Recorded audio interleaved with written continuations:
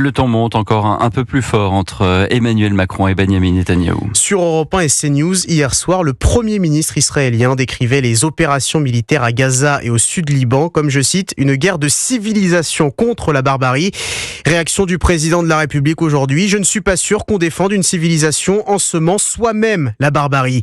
Le spécialiste en géopolitique des conflits et ancien ministre Pierre Lellouche s'étonne ce soir du double jeu d'Emmanuel Macron concernant l'État hébreu. Ça en dit long, surtout sur le président lui-même et sur l'abaissement de la voix de la France qui en résulte. M. Macron, il nous a habitués à faire du en même temps aussi en politique étrangère, en disant tout et le contraire de tout. Et sur Israël, rappelez-vous, au lendemain du 7 octobre, il s'est précipité à Tel Aviv, embrassant Netanyahou et lui proposant même de faire renaître la coalition anti-Daesh pour l'appliquer contre le Hamas.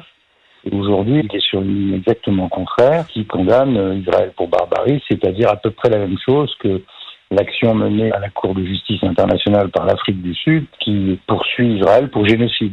Pierre Lellouche, ancien ministre et spécialiste en géopolitique des conflits, interrogé pour Europe 1 par Arthur Delaborde. Des propos tenus par Emmanuel Macron au cours d'une conférence internationale sur le Liban, organisée à Paris, en présence des représentants de plus de 70 pays. 800 millions de dollars d'aide humanitaire débloquée et 200 millions pour l'armée libanaise. À elle seule, la France promet 100 millions d'euros.